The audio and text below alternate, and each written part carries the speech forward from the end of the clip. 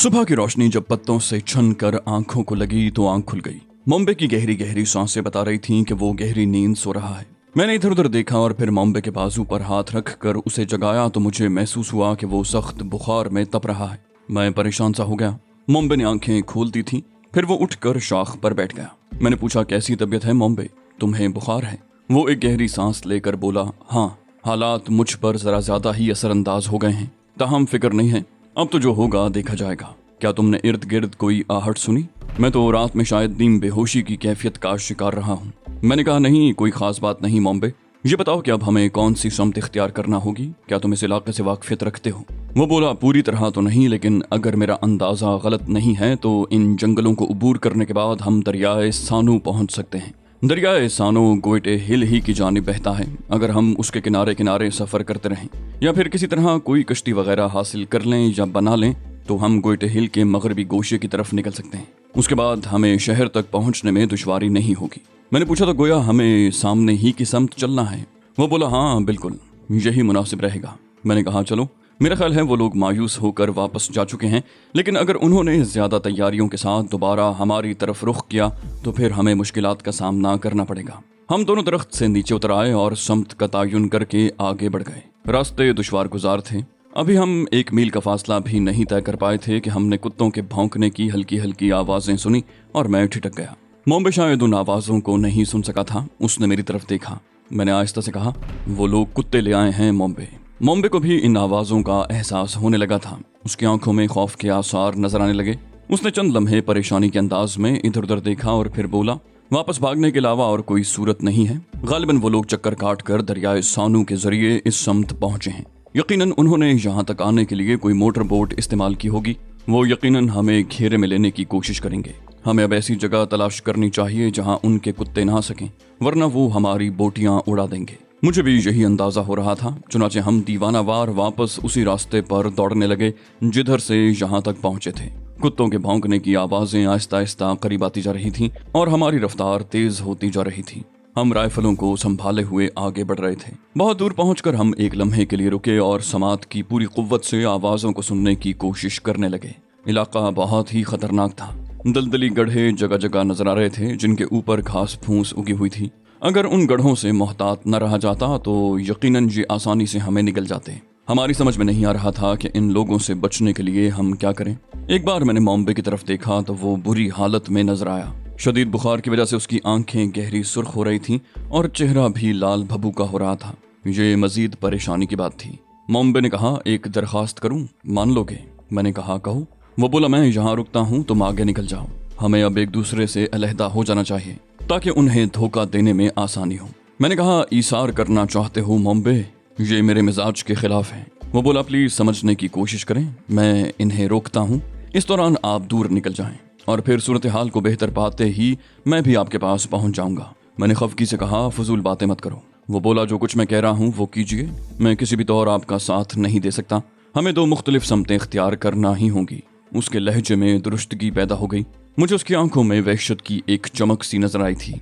मैं ताज्जुब से उसे देखने लगा। मैंने कहा, समझने की कोशिश करो मोम्बे, तुम्हारी हालत ऐसी नहीं है कि तुम्हें तन्हा छोड़ दिया जाए। उसने कहा, तो फिर ठीक है, अगर आप मेरी बात नहीं मानते तो फिर मैं मजबूर हूँ। उसने वापस उसी समत छलांग लगा दी जिधर से हम भाग कर आए थे और जिस तरफ से कुत्तों के भौंकने की आवाजें सुनाई दे रही थीं। मैं मोम्बे को आवाज भी न दे सका। आन की आन में वो मेरी निगाहों से ओझल हो गया। गालिबन उस पर दीवानगी ही तारी हो गई थी, लेकिन मैं तो दीवाना नहीं था। मैं अगर उसके पीछे जाता तो ये जानता था कि उन लोगों का शिकार हो जाऊंगा और इन जंगलों में मौत को इतनी आसानी से कबूल करना मेरे लिए मुमकिन न था। चुनाचे चंद लम्हे अफसोस करने के बाद मैं वापस दौड़ने लगा। अब मुझे ये फैसला करना था कि अपनी जान किस तरह बचाऊं। कुत्तों के भौंकने की आवाजें हवा के दोष पर तैरती हुई कभी सुनाई देती और कभी बंद हो जाती। वो लोग सरगर्मी से हमारी तलाश में मसरूफ थे और अपनी दानिस्त में हमारे गिर्द एक लंबा घेरा डालने की कोशिश कर रहे थे। उन्हें कम से कम ये अंदाजा हो गया था कि हम लोग दरियाए सानू तक पहुंचने में कामयाब नहीं हो सके। थोड़ी देर के बाद मैं एक ऐसी जगह पहुंच गया जहां ऊंची ऊंची खारदार झाड़ियां और गुंजान दरख्त बिखरे हुए थे। अगर उन लोगों के साथ कुत्ते न होते तो ये जगह छुपने के लिए इतनी मौजूद थी कि वो किसी कीमत पर मुझे तलाश न कर सकते। मैं देर तक इसी फिक्र में खोया रहा कि क्या करूं। दफतन मुझे बाईं जानिब आहट सी सुनाई दी और मैं फौरन पेट के बल लेट गया। मेरी निगाहें उसी समत जमी हुई थीं, लेकिन गालिबन वो कोई जंगली जानवर था जो मेरे कदमों की आहट से डर कर भागा था। मैं अभी कोई फैसला नहीं कर पाया था कि मैंने फायरिंग की आवाज़ सुनी और उसके साथ ही बेशुमार दौड़ते हुए कदमों की आवाज़ें। एक लम्हे के लिए मेरे दिल में मॉम्बे का ख्याल आया और मैं दुख भरे अंदाज में होंठ सुकेड़ कर रह गया। इस फायरिंग का हदफ मॉम्बे भी हो सकता था। मैं अभी सोच ही रहा था कि अचानक पै दर पै फायरों की आवाज़ से जंगल दोबारा गूंज उठा और मैंने अपना सांस तक रोक लिया। गोलियों की आवाज़ें बहुत ज़्यादा दूर से नहीं सुनाई दी थीं, लेकिन उसके बाद ये आवाज़ें बंद हो गईं। मुझे सही तौर पर कोई अंदाज़ा न हो सका था। काफ़ी देर तक मैं इन्हीं घनी झाड़ियों में लेटा रहा। उस वक्त ये मुनासिब नहीं था कि बाहर निकलकर हालात का जायज़ा लिया जाए। खामोशी के सिवा और कोई चाराकार नहीं था। मॉम्बे अगर उन लोगों के हाथों मारा गया तो ये वाकई एक दर्दनाक बात थी, लेकिन मैं कर भी क्या सकता था। सूरत हाल ही ऐसी थी कि उस वक्त उसे रोकना मेरे लिए मुमकिन नहीं था। वक्त गुजरता रहा और शायद 1.5 या 2 घंटे गुजर गए। अब कोई आवाज़ सुनाई नहीं दे रही थी।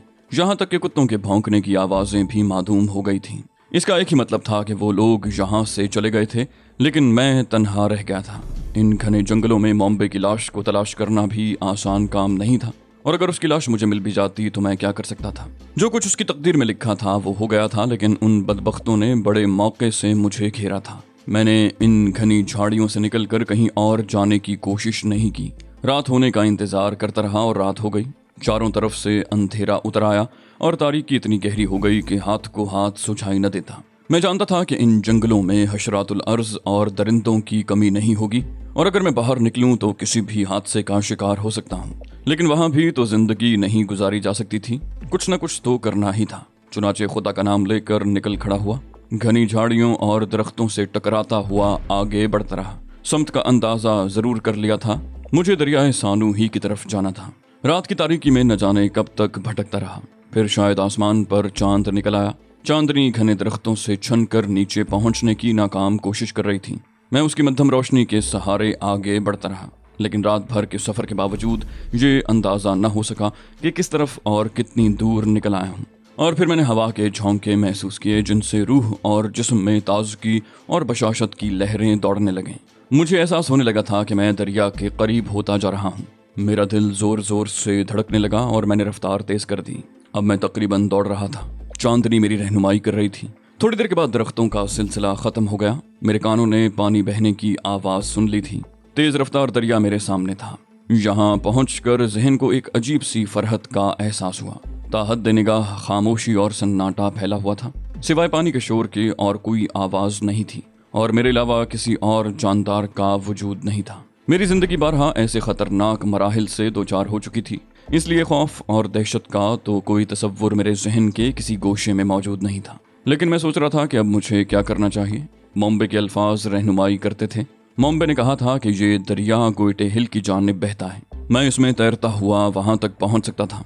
इसके अलावा और कोई सूरत भी तो नहीं थी कि अपने आप को दरिया के हवाले कर दूं। मैंने हिकारत से राइफल पानी में फेंक दी और नीचे बैठकर अपने जूते उतारने लगा। लिबास में कोई भी चीज ऐसी नहीं थी जिसके भीगने या जाया हो जाने का खतरा हो।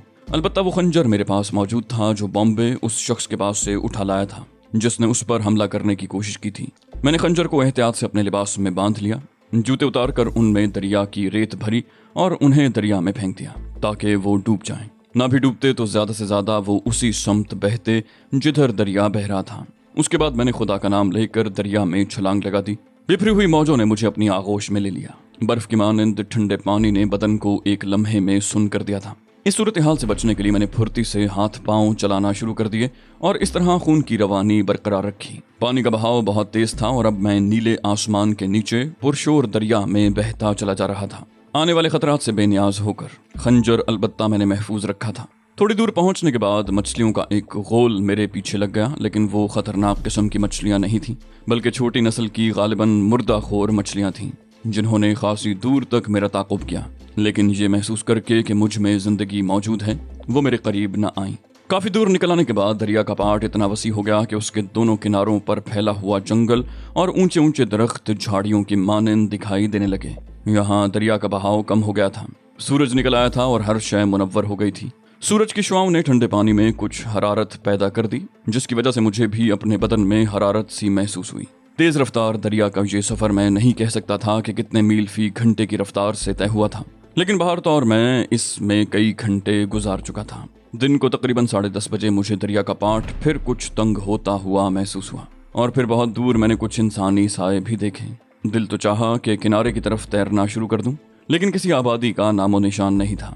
جب تک کہ کوئی آبادی باقاعدہ نظر نہ آ جائے، میرا کنارے کی طرف رخ کرنا خطرناک بھی ہو سکتا تھا، اور یہ مسئلہ تقریباً دوپہر کو 1:45 بجے حل ہو گیا۔ میں نے بہت سے کچے پکے اور مخصوص قسم کے جھونپڑے اور مکانات دیکھے۔ اب پانی میں رہنا میرے لیے ممکن نہیں تھا، چنانچہ میں نے اپنے آپ کو روکا اور پھر رخ تبدیل کر کے کنارے کی سمت تیرنے لگا۔ یہ انتہائی جسمانی قوت کا کام تھا، لیکن میں نے ہمت نہیں ہاری اور بالآخر کنارے پر پہنچ گیا۔ کنارے سے چند ہی گز کے فاصلے پر کچھ افریقی عورتیں کسی کام میں مصروف تھیں۔ مجھے دیکھ کر ان کے حلق سے عجیب عجیب آوازیں نکلیں اور وہ اٹھ کر وہاں سے بھاگ گئیں۔ تھوڑی ہی دیر کے بعد چند مرد بھی آ گئے تھے۔ وہ سب تعجب خیز نگاہوں سے مجھے دیکھ رہے تھے۔ میں ان سے ان کی زبان میں تو صحیح طور سے گفتگو نہیں کر سکتا تھا، لیکن جو تھوڑی بہت افریقی زبان میں نے سیکھ لی تھی اس ہی کو استعمال کرنے کی کوشش کی، اور تقدیر نے مجھے اس میں کامیابی دلائی۔ میں انہیں یہ بتانے میں کامیاب ہو گیا کہ میں حادثے کا شکار ہوا ہوں اور گوئٹے ہل جانا چاہتا ہوں۔ ان لوگوں نے گرم جوشی کا مظاہرہ کیا، مجھے اپنے ساتھ لے گئے اور ایک جھونپڑے میں بٹھا کر میرے لیے خوراک کا بندوبست کیا۔ خوب سیر ہو کر کھانا کھانے کے بعد میری پلکیں نیند سے بوجھل ہونے لگیں۔ غذا کا نشہ اپنا کام دکھا رہا تھا۔ میں وہیں جھونپڑے کے فرش پر لیٹ کر نیم بے ہوشی کی کیفیت کا شکار ہو گیا، اور پھر نامعلوم کب گہری نیند میرے اعصاب پر طاری ہو گئی۔ جاگا تو رات ہو چکی تھی۔ میں اٹھا اور جھونپڑے سے باہر نکل آیا۔ باہر کچھ افریقی بیٹھے ہوئے آپس میں گفتگو کر رہے تھے۔ مجھے دیکھ کر درمیانی عمر کا ایک شخص اٹھا اور میرے قریب آ پہنچا۔ اس نے زور زور سے گردن ہلاتے ہوئے مجھ سے سوال کیا، گوئٹے ہل؟ میں نے اس بات میں جواب دیا، ہاں گوئٹے ہل۔ وہ تسلی دینے والے انداز میں میرے شانے پر ہاتھ رکھ کر مجھے بتانے لگا کہ صبح کو وہ مجھے گوئٹے ہل پہنچانے کا بندوبست کر دے گا، میں رات کو جھونپڑی میں ہی آرام کروں۔ رات میں مجھے پھر کھانے کے لیے کچھ دیا گیا اور میں نے شکریہ کے ساتھ اسے قبول کر لیا۔ یہ رات جھونپڑے میں ہی مہربان افریقیوں کے ساتھ گزاری، اور دوسری صبح مجھے ایک گھوڑا مہیا کر دیا گیا۔ دوسرے گھوڑے پر میرا رہبر سوار تھا جو مجھے گوئٹے ہل تک لے جانے کے لیے تیار ہوا تھا۔ میں نے خلوص دل سے ان کا شکریہ ادا کیا اور اس کے بعد اپنے راہبر کی رہنمائی میں گھوڑے پر سوار ہو کر چل پڑا۔ لباس کا مسئلہ یہاں سے حل نہیں ہو سکتا تھا، حالانکہ لباس کی جو حالت تھی اسے بیان نہیں کیا جا سکتا تھا۔ دریا کے پانی سے بھیگ کر وہ اور بھی عجیب و غریب شکل اختیار کر گیا تھا۔ میرا اپنا حلیہ کیا تھا اس کا مجھے کوئی اندازہ نہیں تھا، نہ ہی میں نے اس حلیے کو درست کرنے کی کوشش کی تھی۔ میرے ذہن پر اب بس یہی دھن سوار تھی کہ گوئٹے ہل پہنچ جاؤں۔ میرا راہبر بیچارہ اشاروں کی زبان بھی نہیں سمجھتا تھا، چنانچہ اس سے یہ معلومات حاصل کرنے کی کوشش بالکل ناکام رہی کہ گوئٹے ہل کا فاصلہ کتنا ہے۔ سفر کے دوران ہمارے کھانے پینے کے لیے کچھ اشیاء بھی ساتھ کر دی گئی تھیں جن سے استفادہ کیا گیا، اور ہم گھوڑوں پر سفر کرتے رہے۔ یہ سفر خاصا طویل تھا اور اس کے دوران ہمیں ایک رات قیام کرنا پڑا تھا۔ پھر دوسرے دن سفر کا آغاز کیا گیا تو زیادہ وقت نہ لگا۔ دوپہر کے 11 بجے تھے جب ہمیں گوئٹے ہل کی نواحی آبادی نظر آ گئی۔ آبادی میں داخل ہونے کے بعد میں نے اپنے راہبر سے کہا کہ اگر وہ واپس جانا چاہتا ہے تو چلا جائے، یہاں سے میں اپنی راہ اختیار کر لوں گا، اور میرا راہبر گھوڑے سے اتر گیا۔ میں نے انتہائی شکریہ کے ساتھ اپنے سفر میں استعمال ہونے والا گھوڑا اسے واپس کیا، اور وہ دوسرے گھوڑے کی لگام پکڑ کر واپس چلا گیا۔ میں اپنے اسی مزے کا خیز حلیے میں آبادی میں داخل ہوا، اور تھوڑی دیر کے بعد ایک ٹیکسی مجھے لے کر گوئٹے ہل کے شاہی محل میں داخل ہو گئی۔ یہاں داخل ہونے کے بعد مجھے اسی خاتون سے رجوع کرنا پڑا تھا جس نے پہلی بار مجھے کیتھی براؤن کے پاس پہنچا دیا تھا۔ اس کے سوا اس حلیے میں کوئی بھی مجھے پہچان نہ سکا تھا۔ میں کیتھی براؤن کی رہائش گاہ میں پہنچ گیا، اور یہاں میری ملاقات سب سے پہلے مسٹر جیمز مورلے سے ہوئی، جو مجھے دیکھ کر شدت حیرت سے اچھل پڑے۔ انہوں نے میرا بازو پکڑا اور تشویش زدہ لہجے میں بولے، مسٹر علی، آپ خیریت سے تو ہیں؟ آپ کے بارے میں ہم لوگ سخت پریشان تھے۔ بڑی تشویشناک صورتحال پیدا ہو گئی ہے مسٹر علی، ادھر آئیے، میں آپ کے لیے جتنا پریشان تھا بتا نہیں سکتا۔ میں نے مسکراتے ہوئے جیمز مورلے سے کہا، میرا حلیہ دیکھ رہے ہیں آپ، کیا آپ مجھے اس کی اجازت نہیں دیں گے کہ غسل کر لوں اور لباس تبدیل کر لوں؟ وہ بولا، سوری مسٹر علی، کیا میں آپ کے ساتھ آپ کے کمرے تک چل سکتا ہوں؟ جیمز مورلے بہت زیادہ پرجوش اور بدحواس نظر آ رہا تھا۔ میں نے شانے ہلا کر اس کو اجازت دے دی اور جیمز مورلے میرے ساتھ چلتا ہوا اس جگہ پہنچ گیا جہاں میرا کمرہ تھا۔ میں نے اپنے کمرے میں داخل ہو کر سب سے پہلے غسل وغیرہ کیا، لباس تبدیل کیا، اور پھر باہر آ کر جیمز مورلے سے بولا، مسٹر جیمز مورلے، اگر آپ اجازت دیں تو میں صرف میڈم براؤن کو اپنی واپسی کی اطلاع دے دوں۔ وہ بولا، میڈم براؤن یہاں نہیں ہیں، وہ آپ کی تلاش میں گئی ہوئی ہیں۔ میں نے متحجرانہ آواز میں پوچھا، کیا مطلب؟ وہ بولا، مسٹر علی، آپ کے سلسلے میں تو یہاں کافی ہنگامہ ہوا ہے، मुंबई जख्मी हालत में यहाँ पहुंचा था। ये वही ड्राइवर था जो आपके साथ गया था। यहाँ आने के बाद उसने आपके बारे में इत्तला दी और मैडम ब्राउन सख्त परेशान हो गईं। उन्होंने फौरी तौर पर रिजर्व फोर्स को आपकी तलाश के लिए भेजा और इसी पर इक्तिफा नहीं किया गया, बल्कि खुद भी एक हेलीकॉप्टर में बैठकर गालिबन पोतामानिया की जानिब चल पड़ी। वहीं आपको तलाश किया जा रहा है। मैंने पूछा, ओह, मुंबई खैरियत से यहाँ पहुँच गया? वो बोला, हाँ, मुझे कुछ ज़्यादा तो नहीं मालूम, लेकिन मैंने सुना यही है। मैंने कहा, जनरल टेरेस को इस सिलसिले में कोई इत्तला मिली? वो बोला, मैं नहीं जानता, लेकिन मुझे यकीन है कि मैडम ब्राउन ने जनरल को ये इत्तला भिजवा दी होगी। मैंने कहा, मिस्टर मॉर्ले, मैं निहायत सख्त हालात का शिकार हो रहा हूँ और बमुश्किल तमाम अपनी जान बचाकर यहाँ पहुँच सका हूँ। अब मुझे सिर्फ आपकी कंपनी की तरफ से अपनी जिम्मेदारियाँ ख़त्म होने का इंतज़ार है। आपसे दरख्वास्त है कि अब मेरी गुलू खलासी कर दी जाए। इससे ज़्यादा मैं आपके लिए मज़ीद कुछ नहीं कर सकूँगा। क्या फ़ायदा मैं बददिल होकर खामोशी से यहाँ से निकल जाऊँ और आपका मामला अधूरा रह जाए। जेम्स मॉर्ले ने आगे बढ़कर मेरे बाजू पर हाथ रख कर कहा, नहीं मिस्टर अली, नहीं। बात अगर कानकुनी का ठेका हासिल करने तक ही महदूद होती तो कोई मसला नहीं था, लेकिन मौजूदा हालात से अंदाज़ा होता है कि अभी हमारी मुश्किलात में कमी नहीं हुई है और हमें आपके ताउन की मज़ीद ज़रूरत पेश आएगी। जब आपने हमारे लिए ये सब कुछ किया है तो इसके इस्तेहकाम तक अपना थोड़ा सा वक्त और सर्फ कर दें। हम ज़ाती तौर पर भी आपके शुक्रगुजार होंगे। मैंने इस सिलसिले में कंपनी को भी इत्तला दे दी है और वहाँ से पेशकश की गई है कि आपके लिए जो कुछ भी किया जा सकता है कंपनी उसके लिए तैयार है। मैं अभी जेम्स मॉर्ले से गुफ्तगू कर ही रहा था कि एक दराज कामत शख्स ने अंदर आने की इजाज़त तलब की। ये रिसेप्शन ही में पाया जाता था। भूरी आंखों और गंदुमी रंगत का मालिक था। उसने मुअद्दबाना अंदाज में गर्दन झुकाकर कहा, सर, आपके लिए एक पैगाम है। जेम्स मॉर्ले ने पूछा, मेरे लिए? उसने कहा, नहीं, मिस्टर अली के लिए। जनरल टेरिस वापस आ गए हैं और उन्होंने आपको फौरी तौर पर गोल्ड हाउस तलब किया है। वहां आपका इंतजार कर रहे हैं। जेम्स मॉर्ले ने कहा, लेकिन जनरल को कैसे मालूम हुआ कि मिस्टर अली वापस आ गए हैं? वो बोला, जनरल ने हमसे मुसलसल राब्ता कायम रखा था। कई बार मिस्टर अली की वापसी के सिलसिले में पूछ चुके थे। अभी चंद मिनट कबल जब उन्हें वापसी की इत्तला दी गई तो उन्होंने मिस्टर अली की खैरियत के बारे में दरियाफ्त किया। मैडम मालिता ने बताया कि मिस्टर अली जिस्मानी तौर पर बिल्कुल तंदुरुस्त हैं, तो जनरल ने कहा कि मिस्टर अली को हिफाजत के साथ गोल्ड हाउस पहुंचा दिया जाए। वहां जनरल उनका इंतजार कर रहे हैं। जेम्स मॉर्ले ने मुझे देखा। मैंने उस शख्स से कहा, तो फिर आपने मेरे गोल्ड हाउस पहुंचने का बंदोबस्त किया? वो शख्स बोला, हाँ, क्या आप गोल्ड हाउस जाना पसंद करेंगे? मैंने कहा, यकीनन, इसमें कोई हर्ज नहीं है। वो गर्दन झुकाकर निकल गया। मैंने सवालिया निगाहों से जेम्स मॉर्ले की तरफ देखा और जेम्स मॉर्ले कहने लगा, गोल्ड हाउस जनरल टेरिस का एक खुसूसी दफ्तर है। मेरा ख्याल है जनरल इन हंगामी हालात में वहीं पहुंचे हैं। पता नहीं मैडम ब्राउन को तुम्हारी वापसी की इत्तला मिली या नहीं। वैसे ये सब तुम्हारे लिए बेहद परेशान हो गए थे। मैंने कहा, ठीक है मिस्टर जेम्स मॉर्ले, वापसी पर आपसे तफसीली मुलाकात होगी, लेकिन कंपनी से मेरे सिलसिले में बात जरूर कर लें।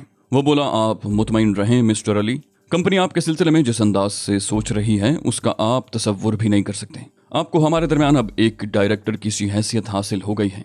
आप गोल्ड हाउस से वापस आ जाएं, उसके बाद हमारे दरमियान तफसीली गुफ्तगू होगी। मैं थोड़ी देर के बाद बाहर निकल आया। दराज कद आदमी मेरी ही समता रहा था। मैंने स्याह रंग की एक वैन देखी जो गालिबन मुझे ले जाने के लिए तैयार की गई थी। दराज कद आदमी ने वैन का अकबी दरवाजा खोल दिया और मैं अंदर दाखिल हो गया। एयर कंडीशनड गाड़ी थी। ड्राइविंग सीट में और पिछले हिस्से के दरमियान में पार्टीशन था और बीच में सिर्फ एक शीशा लगा हुआ था। मैं वैन की आरामदेह सीट पर बैठ गया और दराज कद आदमी ने दरवाजा बंद कर दिया। फिर वो खुद ही ड्राइविंग सीट पर आ बैठा। वैन स्टार्ट होकर महल से बाहर निकल आई और बर्क रफ्तारी से दौड़ने लगी। इंजन बेआवाज था और नशिस्तें आरामदेह। मैं जनरल की इस हंगामी तलबी पर गौर करने लगा। इस दौरान बर्ड से कोई राब्ता कायम नहीं हो सका था।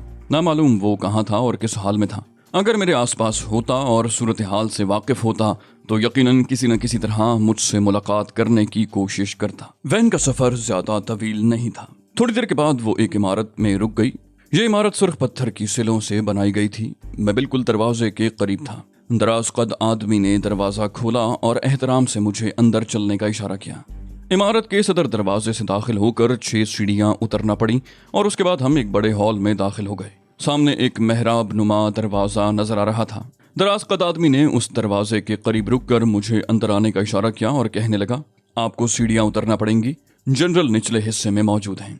मैंने गर्दन हिलाई और इत्मीनान से अंदर दाखिल हो गया, लेकिन जैसे ही मैं दूसरी तरफ पहुंचा मुझे अपने अकब में दरवाजा बंद होने की आवाज सुनाई थी। ये सब कुछ बड़ी तेजी से हुआ था।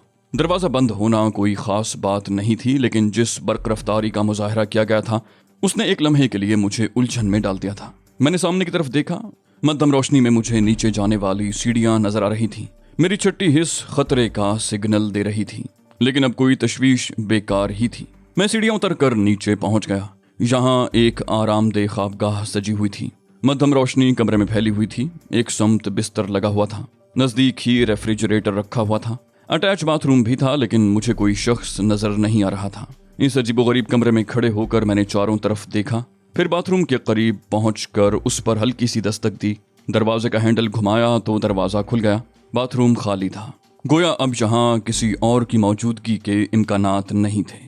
गलती हो गई थी। मैं एक बार फिर चूहेदान में आ फंसा था।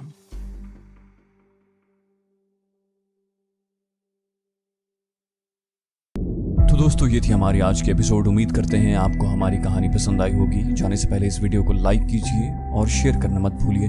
कमेंट करके हमें बताइए कि आपको हमारी वीडियो कैसी लगी। और अगर अभी तक आपने इस चैनल को सब्सक्राइब नहीं किया तो इसे सब्सक्राइब कीजिए और बेल आइकन दबाकर ऑल नोटिफिकेशंस ऑन कर लीजिए।